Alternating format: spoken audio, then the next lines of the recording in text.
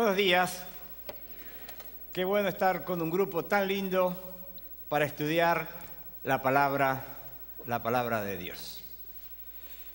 El tema que hoy nos ocupa tiene que ver con el periodo más terrible que este mundo habrá de conocer.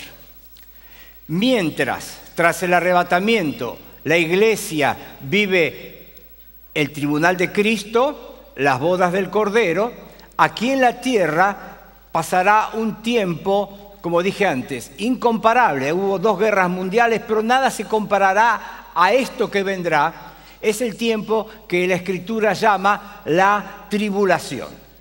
Para comenzar a hablar sobre el tema, tenemos que ir quizá a la primera porción que desarrolla algo de este periodo, así que tendríamos que ir, les sugiero ir a Daniel capítulo 9. Es mucho lo que tenemos hoy para ver, así que yo voy a ir rapidito, quizá van a aparecer en la pantalla algunas citas que yo no voy a leer, pero ustedes podrán anotar o si quieren sacar una foto para tenerlo, bueno, entonces así yo puedo ir más rápido. Entonces nuestro tema hoy, la tribulación. En este capítulo 9 tenemos una oración de Daniel, y como respuesta a esa oración de Daniel, Gabriel es enviado y le revela algo que tiene que ver con el plan de Dios para el futuro referido a la nación de Israel. ¿Ya están en Daniel 9? Vamos a orar. Padre, gracias por tu bendita palabra. Gracias por el Espíritu Santo que nos ayuda a comprenderla. Gracias, Padre, por cada uno de estos jóvenes que está en este momento aquí sentado para escuchar tu voz. Te pido que realmente tú hables a nuestros corazones, que podamos aprender, que podamos guardar, que podamos practicar las verdades que hoy estudiemos. En el nombre del Señor Jesús, amén. Muy bien, vamos a ir al versículo 24 del capítulo 9 de Daniel.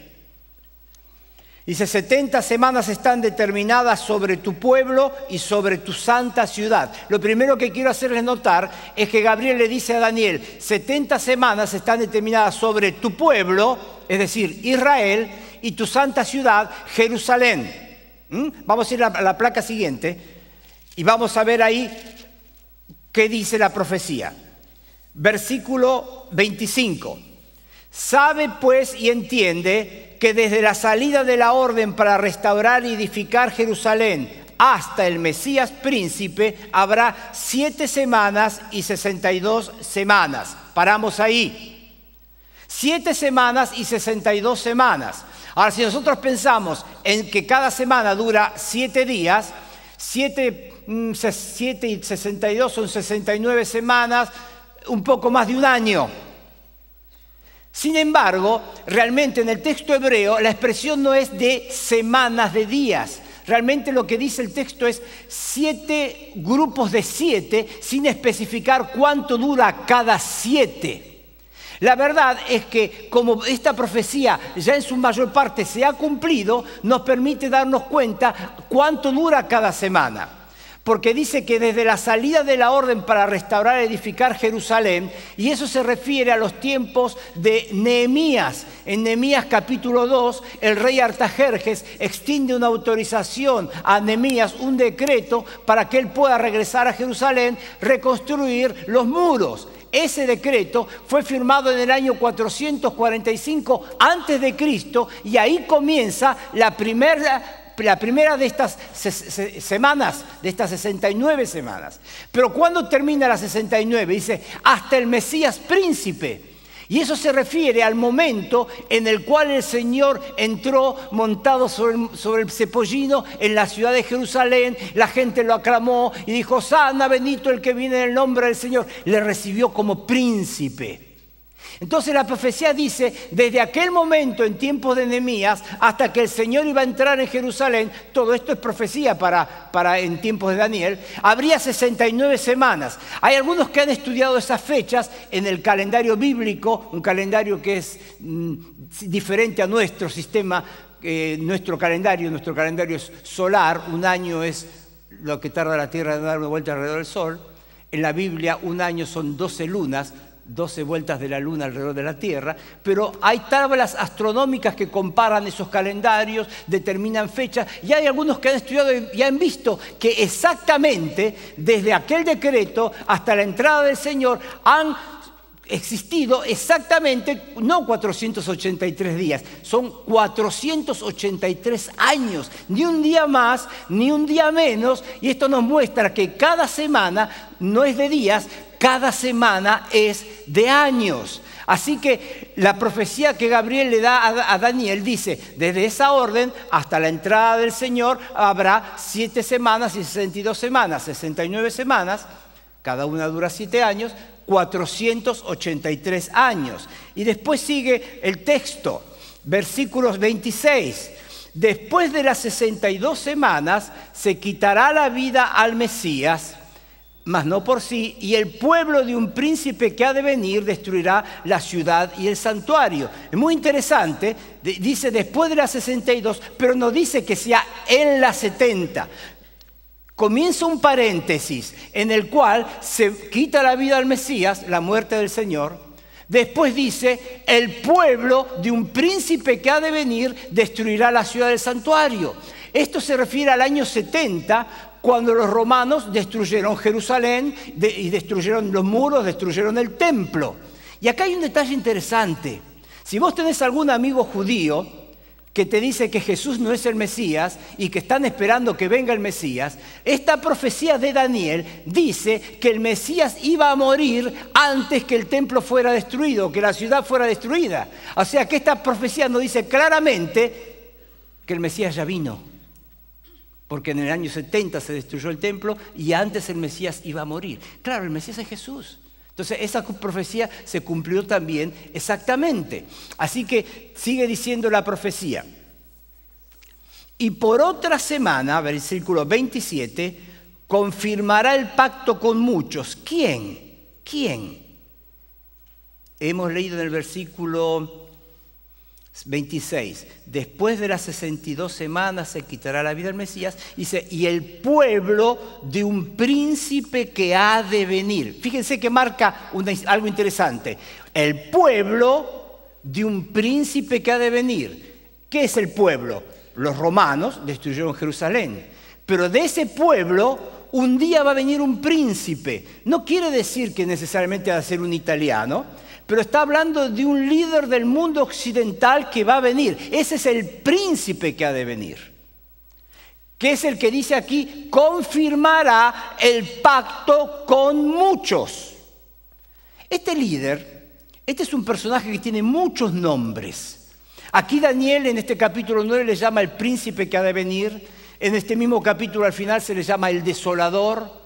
Se le llama más adelante, en el capítulo 7 se le llama el cuerno pequeño, en el capítulo 11 es el rey soberbio. Pablo, escribiendo a los tesalonicenses, le da varios nombres: el inicuo, el hijo de perdición, el hombre de pecado. En Apocalipsis se le llama la bestia. Y Juan, en su primer carta, le llamó, en la forma que nosotros más lo identificamos, le llama anticristo. Porque él estará en contra de Cristo, porque él querrá ocupar el lugar de Cristo. Entonces, este es el príncipe del cual la profecía está hablando. Un príncipe que tiene relación, vínculo con el pueblo que un día destruyó la ciudad del santuario. Es decir, es un gentil, un líder del mundo occidental. Y dice que él confirmará el pacto con muchos.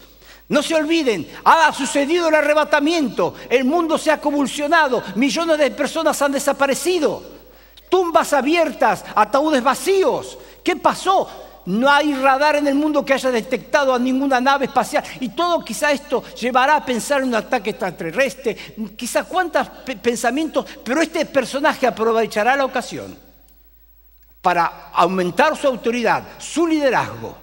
Y especialmente en relación a Israel, se mostrará como un amigo de Israel y va a confirmar el pacto. Fíjense que no dice firmar, porque acuerdos de paz se firman, y después nadie los respeta.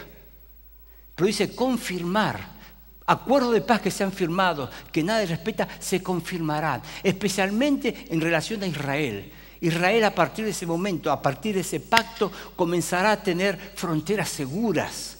Los árabes dejarán de pensar en hacer atentados o dejarán de pensar en eliminar a la nación. Habrá paz gracias a este pacto. Imagínense las consecuencias que traerá sobre la nación. Y algo muy interesante, porque después dice el resto del versículo: a la mitad de la semana hará cesar el sacrificio y la ofrenda. A la mitad de la semana cesa el sacrificio y la ofrenda. Esto indica que antes había sacrificio y ofrenda. Para que haya sacrificio tiene que haber templo. Hoy no hay templo, hoy no hay sacrificio porque no hay templo en Jerusalén. Así que como parte de ese acuerdo reaparecerá el anticristo, posibilitará todo para que Israel pueda reconstruir su templo. Un anhelo que tienen todavía sin poder concretar. ¿Por qué no lo concretan? Porque en el lugar donde quieren construir el templo, donde siempre estuvo el templo, hoy hay un monumento musulmán, el segundo en importancia en la religión, en lo que llaman el Domo de la Roca, un lugar en el cual ellos dicen: desde esta roca Mahoma el profeta ascendió al cielo. Entonces es imposible pensar hoy que los árabes retiren eso para que el templo pueda reconstruirse, pero pasará. Así que sucederán cosas que los israelitas estarán conmocionados, asombrados, increíble. Fíjate, tenemos paz.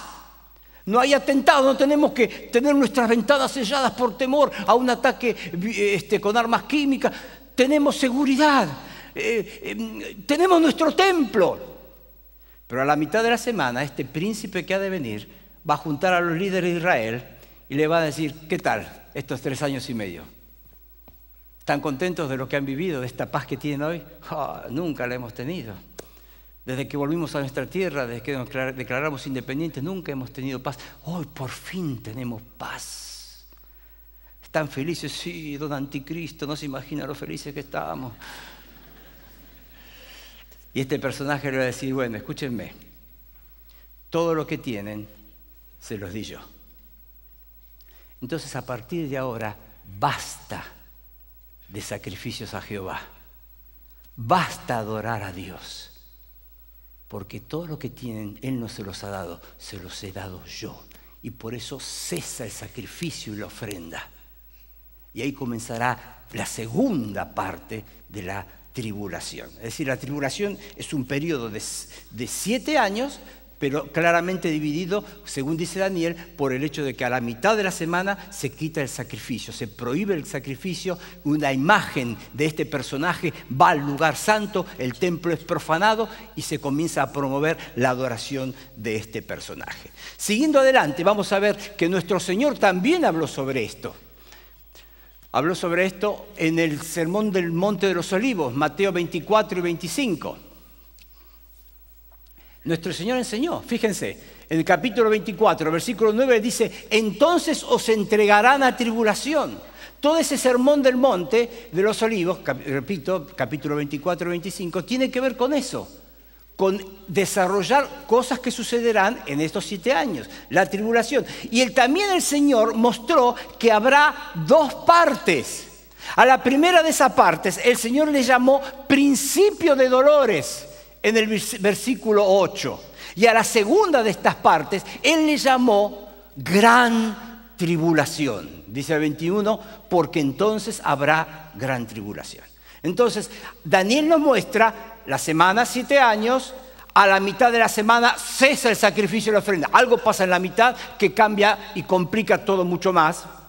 Nuestro Señor habla exactamente lo mismo. Sucederán cosas tremendas, pero eso será solo principios de dolores, y la segunda parte el Señor le llama entonces gran tribulación. ¿Qué es la tribulación? Vamos a una definición. Seguimos con las placas.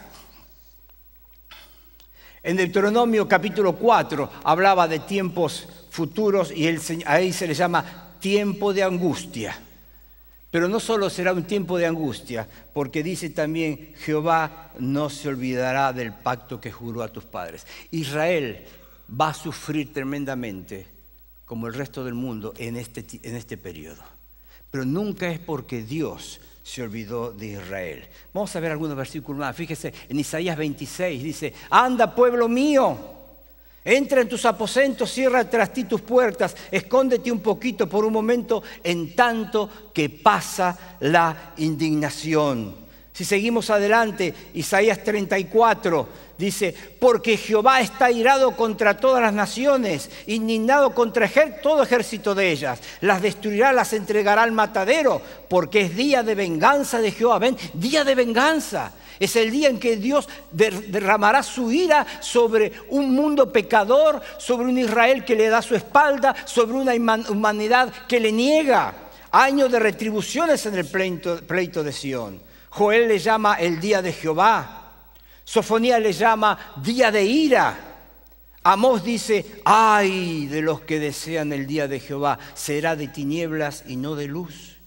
Y Jeremías en el capítulo 30 dice: hemos oído voz de temblor, de espanto y no de paz, tiempo de angustia para Jacob. Tiempo de angustia para Jacob, es decir, tiempo de angustia para Israel.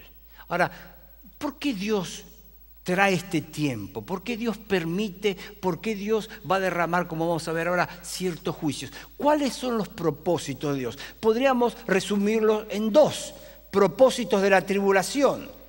En primer lugar, preparar a la nación para recibir a su Mesías. Para recibir a su Mesías. Recién leíamos en Jeremías 30, tiempo de angustia para Jacob. Ustedes no se olviden, ya hace 20 siglos hubo un hombre, Juan el Bautista, que recorrió la Tierra Santa preparando el camino para la llegada del Señor. Y su mensaje decía: arrepentíos que el reino de los cielos está cerca. El rey estaba por manifestarse. El rey venía para establecer su reino, cumpliendo así las promesas hechas a los profetas. ¿Pero qué pasó? En lugar de recibirle, ellos dijeron: crucifícale, su sangre sea sobre nosotros y sobre nuestros hijos. Le rechazaron. Y a partir de aquel momento, Dios endureció el corazón de Israel. Pero el tiempo de la tribulación será un tiempo que, en primer lugar, tendrá un propósito: preparar a la nación de Israel para recibir a su Mesías, porque el Señor ha de venir tras este tiempo tremendo. Pero también hay un segundo propósito que tiene que ver con la humanidad: derramar juicio sobre la humanidad incrédula. Cuando el Señor escribe a la iglesia en Filadelfia, le dice en Apocalipsis 3:10: yo también te guardaré de la hora de prueba que ha de venir sobre el mundo entero. Es decir, será tiempo de angustia para Jacob, tiempo de angustia para Israel, pero no exclusivamente para Israel. Tiempo de prueba para el mundo entero. Tiempo de prueba para el mundo entero. Sí, es así. Porque había un tiempo no solo son los propósitos, vamos a pensar ahora en las persecuciones y juicios en la tribulación. Y cuando pensamos en esto, la porción que nos ilustra con mayor detalle este periodo está entre Apocalipsis 6 y Apocalipsis 19. Miren, si ustedes quieren estudiar la tribulación, tienen que estudiar, como hicimos recién, más profundamente, por supuesto, Daniel 9, las 70 semanas, Mateo 24 y 25, el discurso del Monte de los Olivos del Señor, pero también Apocalipsis 6 al 19, porque en esa porción todo lo que está incluido ahí, desde el 6 al 19, son cosas que sucederán en estos 7 años. En estos 7 años. Ahora, dentro de eso tenemos 3 series de juicios. Dios, para preparar a la nación de Israel, para juzgar a la humanidad incrédula, va a derramar 3 series de juicios: los sellos, las trompetas y las copas. Los sellos en el capítulo 6, vamos a ver después las trompetas en el 8 y 9 y las copas en el 16. Si ustedes tienen ahí sus Biblias, vamos muy rapidito al capítulo 6.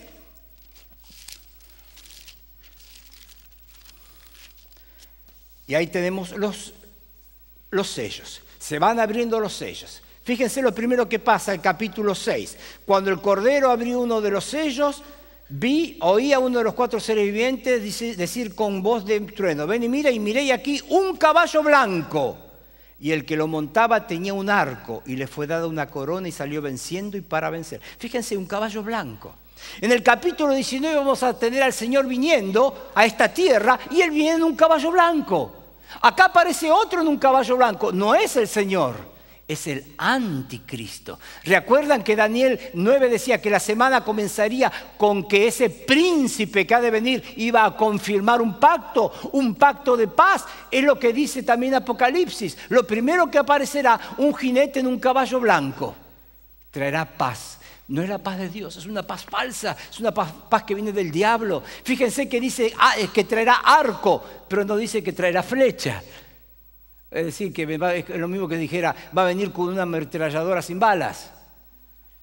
Su arma no será la guerra en el sentido de no logrará su liderazgo a través de una victoria militar, sino será su habilidad, su capacidad, su carisma, su adulación para conseguir lo que él quiere. Y saldrá en principio a ganar, ganando, y traerá paz. Pero fíjense, la paz dura poco, porque en segundo lugar aparece un caballo rojo, bermejo. Y dice el versículo 4, le fue dado poder de quitar de la tierra la paz y que se maten unos a otros. Y le dio una gran espada. Así que enseguida vuelve la guerra a este mundo. En tercer lugar, tercer caballo, es un jinete ahora negro. Y fíjense, la guerra siempre trae hambre. Al punto tal que dice que la gente 2 libras de trigo, es decir, casi 1 kilo de trigo, por 1 denario. La gente va a trabajar todo un día para poder comprar 1 kilo de harina de trigo. Van a estar peor que como estamos nosotros ahora, ¿no es cierto? Escasez, carestía. Cuarto sello se abre y ahora viene el cuarto caballo, el cuarto jinete, ahora un caballo amarillo.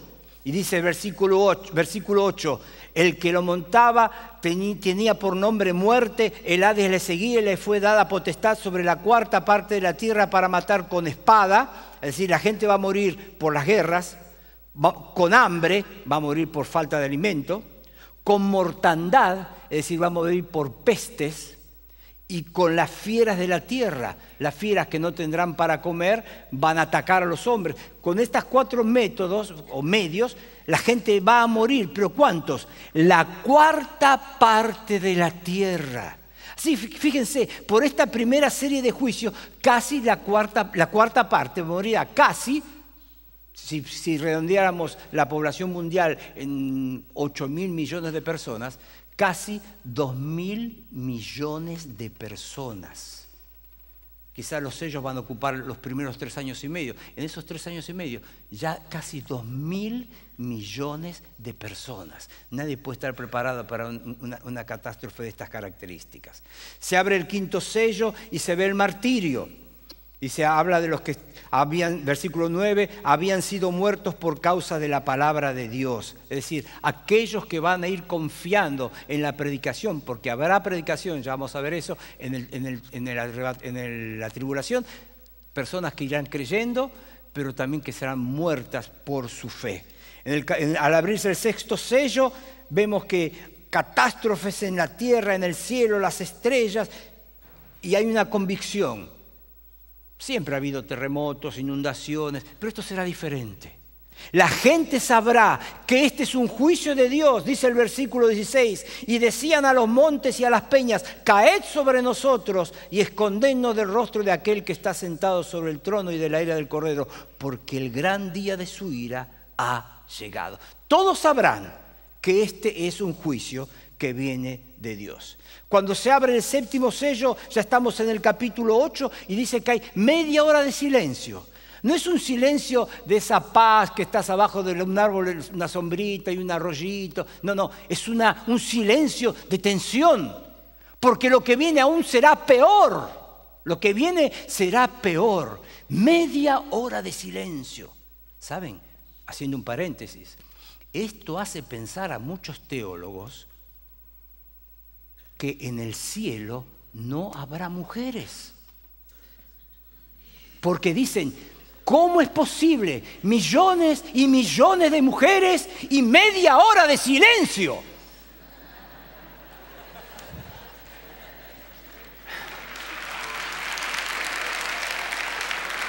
Bueno,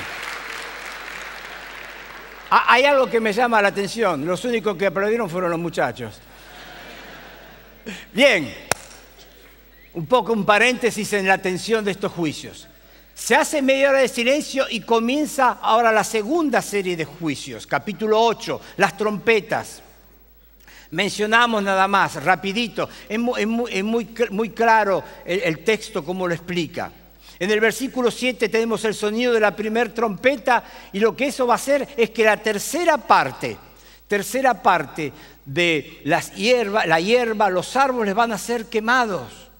Suena la segunda trompeta en el versículo 8 y dice el versículo 9, murió la tercera parte de los seres vivientes que estaban en el mar. Ahora, no solo la vegetación, sino la vida en el mar. La tercera parte muere.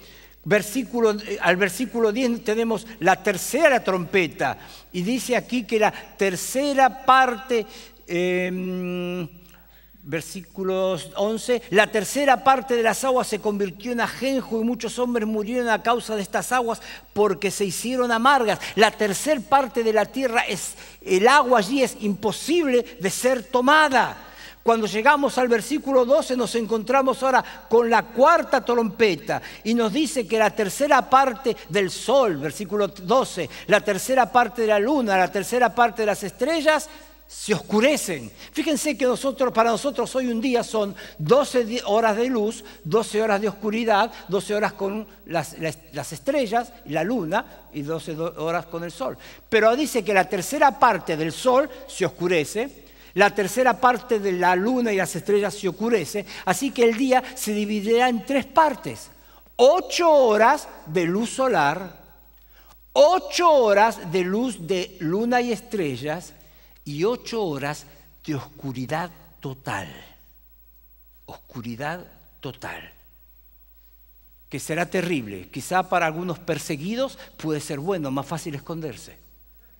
Pero para aquellos que saben que el juicio de Dios puede caer, será algo tremendo, un tormento, una tortura, no ver dónde están colocando su pie.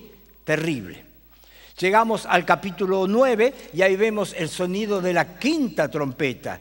Y aquí del fondo del abismo, del pozo del abismo, surge una cantidad de langostas demoníacas. Dice el versículo 4, se les mandó que no dañasen la hierba de la tierra, ni a cosa verde alguna, ni a ningún árbol, sino solamente a los hombres que no tuviesen el sello de Dios en sus frentes. Ya vamos a ver quiénes son ellos. Y se les fue dado no que los matasen, sino que los atormentasen 5 meses. Este es un juicio que no traerá muerte, pero sí será un tremendo dolor. Porque atormentarán esas langostas con sus picaduras durante 5 meses. Y solamente un pequeño grupo de la humanidad, los que tienen el sello de Dios, vamos a verlos a ellos, serán protegidos de este juicio. Llegamos a la sexta trompeta al encontrarnos con el versículo 13 y ahí vamos a ver el versículo 18. Dice, por estas 3 plagas fue muerta la tercera parte de los hombres, por el fuego, el humo y el azufre que salían de su boca. Aquí nos muestra 4 demonios que están encadenados, que son soltados y que forman un ejército tremendo de 200 millones que traerán destrucción sobre la tierra. Y dice, una tercera parte de los hombres fue a morir. Ahora fíjense, si estos 4 dedos representaran toda la humanidad, fíjense, cuando hablábamos de las copas, vimos que 1/4 parte de los hombres muere. ¿No es así? Entonces quedaron 3/4 partes. 3 partes quedaron. Ahora, por esta serie de juicios de las trompetas, dice que muere la tercera parte. 3 partes. La mitad de la humanidad va a morir. Cerca de 4.000 millones de personas. Terrible, terrible, terrible. Y al final, en el capítulo 16, tenemos la última serie de juicios que vienen con quizá una rápida sucesión ya al final de la tribulación. Fíjense, es parecido a lo de las trompetas, pero más intenso. Dice con la primera copa, versículo 2, viene una úlcera maligna y pestilente sobre los hombres que tenían la marca de la bestia, es decir, adoradores de esa bestia, del anticristo, del príncipe que ha de venir. Úlceras. Segunda copa, versículo 3, nos habla de que todo el mar se vuelve en sangre. No es solo una tercera parte como antes, todo el mar. Versículo 4 y 7 nos habla de la tercera copa. Toda el agua dulce se vuelve en sangre. No solo la tercera parte, toda el agua es inútil. El versículo 8 y 9 nos muestra la cuarta copa y allí vemos el sol que va a quemar. Imagínate, el sol, tenés que cuidarte un día de mucho calor, pero imagínate cuando tu piel está llena de úlceras, como hemos visto, tu piel llagada, infectada y el sol quemando más que nunca. Y dice que la gente va a blasfemar contra Dios. Versículo 10, tenemos la quinta copa. Vemos ahora tinieblas. Versículo 10 dice que la gente se mordía de dolor sus lenguas. Y otra vez va a decir que blasfemaron contra Dios. Vemos en el versículo 12 la sexta copa que va a hacer que el río Éufrates se seque. Decir, bueno, ese que no parece un tormento. No, no es un tormento, es preparación. Preparación para los reyes del oriente que en un momento van a llegar para invadir también Jerusalén. Y al final, en el versículo 17 al 21, la séptima copa, una serie de terremotos, al punto tal que dice que, versículo 21, y cayó del cielo sobre los hombres un enorme granizo como del peso de un talento. Un talento puede ser alrededor de 50 kilos. ¿Te imaginas un granizo con piedras de 50 kilos? Todos estos juicios vendrán en ese tiempo. Tremendo. Pero rapidito, personajes en la tribulación. En primer lugar, los dos testigos. El Señor no se quedará sin testimonio. Ustedes piensen, un instante después del arrebatamiento, sobre la tierra no hay ningún creyente. Pero Dios se proveerá, en primer lugar, dos testigos que tendrán un ministerio sobre casi seguramente los 3 primeros años y medio. Algunos piensan por las señales que ellos tendrán, porque podrán producir una gran sequía, podrán hacer descender fuego del cielo, traer plagas. Algunos piensan que esos pueden ser Moisés y Elías que vuelvan. Y es posible, Dios tiene poder para hacerlo.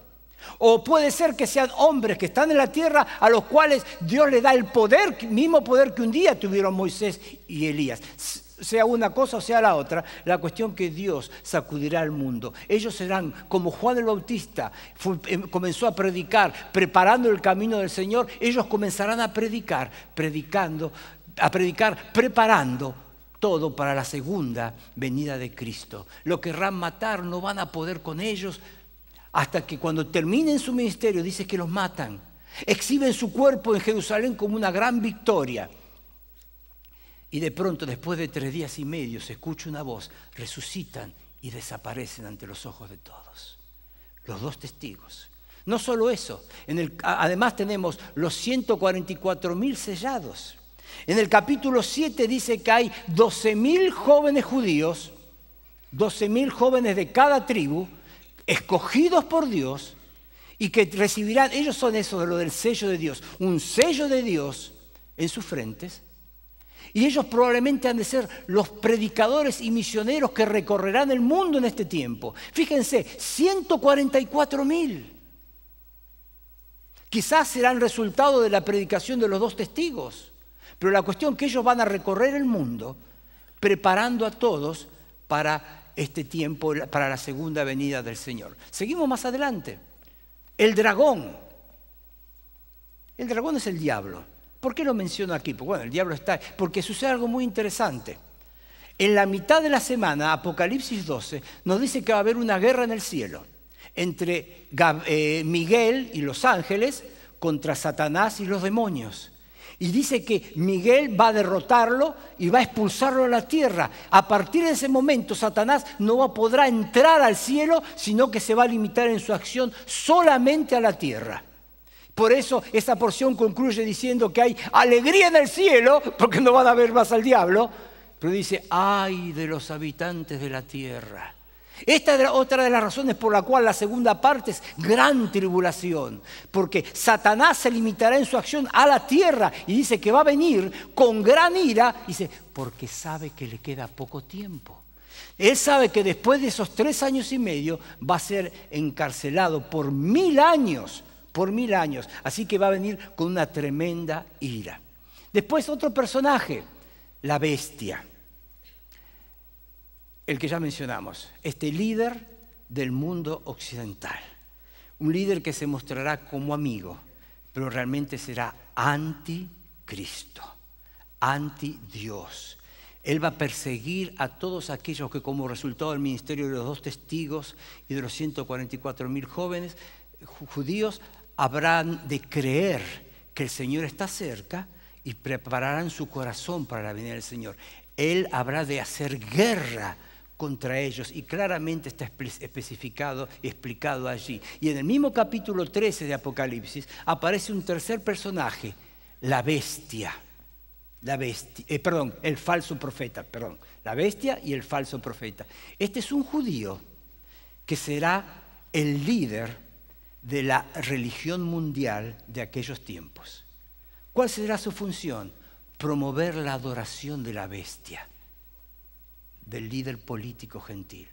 La imagen de la bestia será colocada en el templo. El Señor Jesús habló en Mateo 24:15 de eso. Él dijo, cuando veáis en el lugar santo la abominación desoladora de que habló el profeta Daniel, el templo será profanado.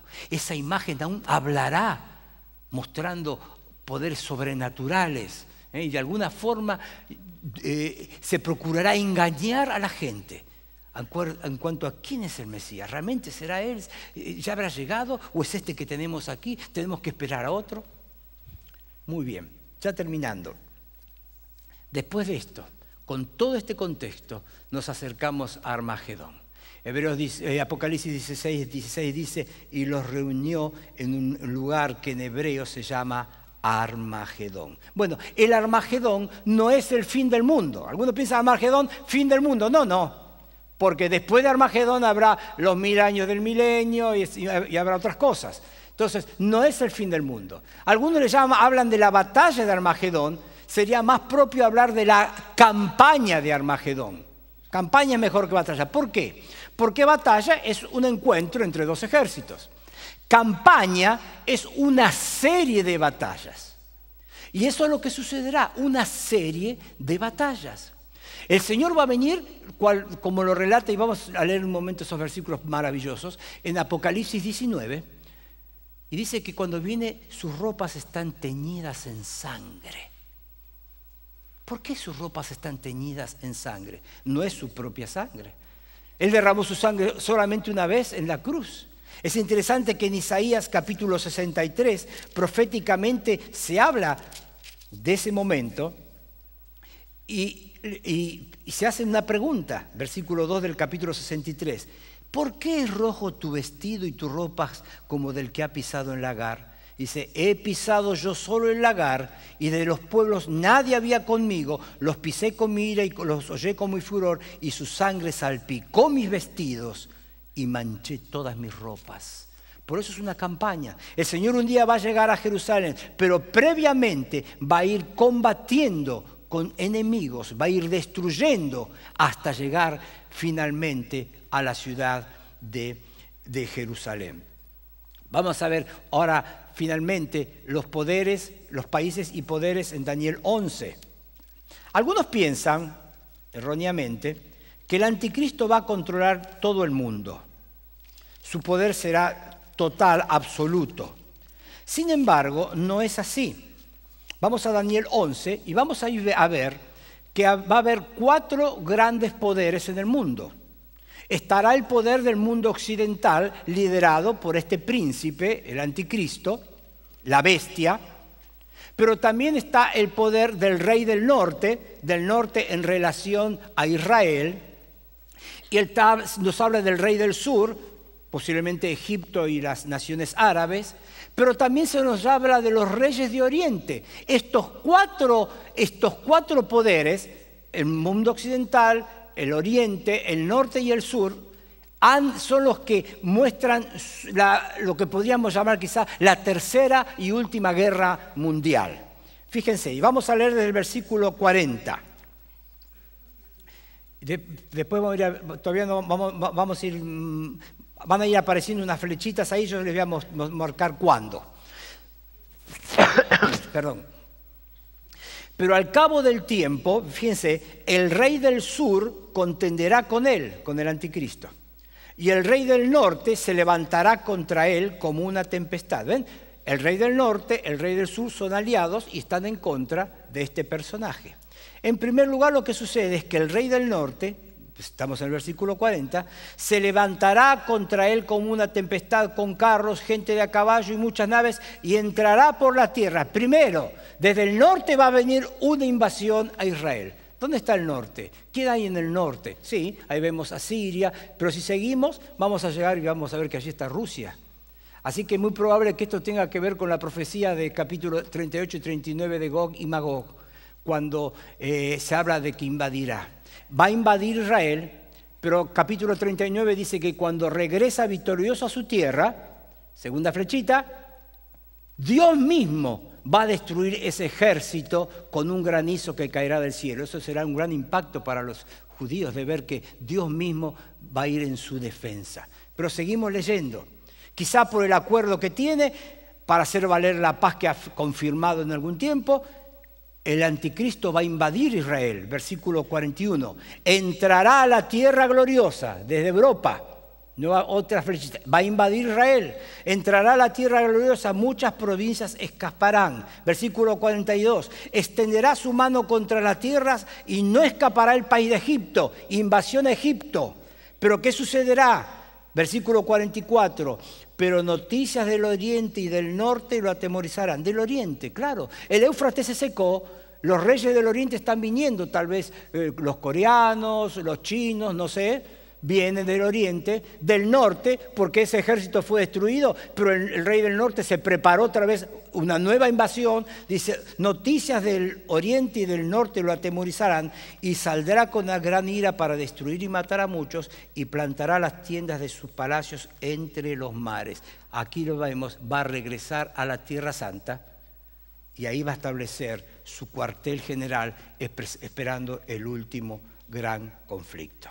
Y en medio de todo esto, cuando los ejércitos están confluyendo sobre Jerusalén, se ha de producir la segunda venida de Cristo. Cuando hablamos de la segunda venida de Cristo, tenemos que recordar que fue un evento prometido. Cuando el Señor se fue y los discípulos estaban mirando, tratando de ver entre las nubes todavía al Señor, los ángeles le dijeron, ¿qué miráis? Este mismo Jesús que ha sido tomado de vosotros al cielo, así vendrá como le habéis visto ir. Así como lo vieron irse, va a volver. Así que es un evento prometido. No solo eso, es un evento profetizado. Hay muchas profecías y ustedes ahí simplemente las voy a citar. Simplemente las voy a citar para concluir. Zacarías 14 nos menciona que las naciones vendrán contra Israel, contra Jerusalén. El capítulo nos muestra cómo Dios mismo va a intervenir destruyendo a esos enemigos.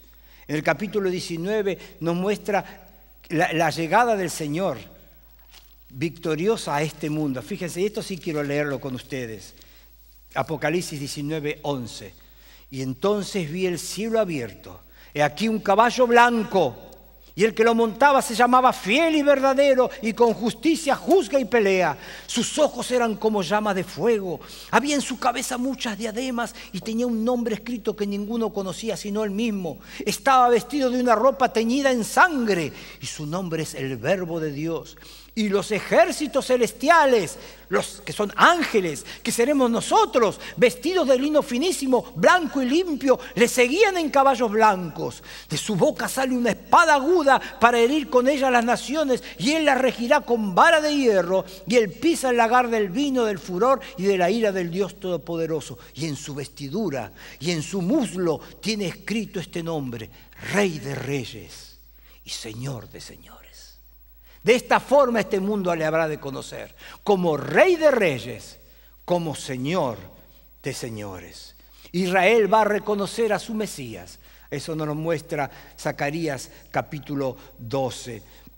La gran cena de Dios, dice, está servida en el capítulo 19. Claro, porque las aves comerán de los cadáveres. Israel va a reconocer en Jesús a su Mesías y llorarán por aquel rechazo de tantos siglos. Y finalmente también nos muestra que la bestia y el falso profeta serán lanzados al lago de fuego. Ya termino. Dice 1 minuto 12, así que terminamos. Solamente quiero hacer referencia a algo. Hay una profecía no muy conocida, o digamos, no de las más conocidas que están en Apocalipsis, que está en el capítulo 10. Juan ahí ve un ángel fuerte, con un arco iris sobre su cabeza, su rostro brillante, sus pies como de bronce, bruñido. Y ve que tiene un librito en la mano. Y alguien le dice, andá y toma el librito del ángel. Y él va, toma el librito, y cuando lo va a tomar el ángel le dice, mira, tomalo y comelo. Cuando lo comas va a ser dulce en tu boca, pero te va a amargar el vientre.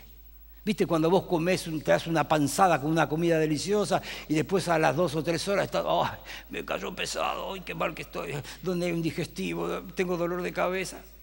Dice, comelo, te va a pasar eso. Y dice Juan que lo comió, y si fue así, fue dulce en mi boca, pero me amargó el vientre. ¿Qué tiene que ver esto con lo que hablamos? ¿Sabe lo que tiene que ver? Esa es la actitud correcta frente a lo que estudiamos.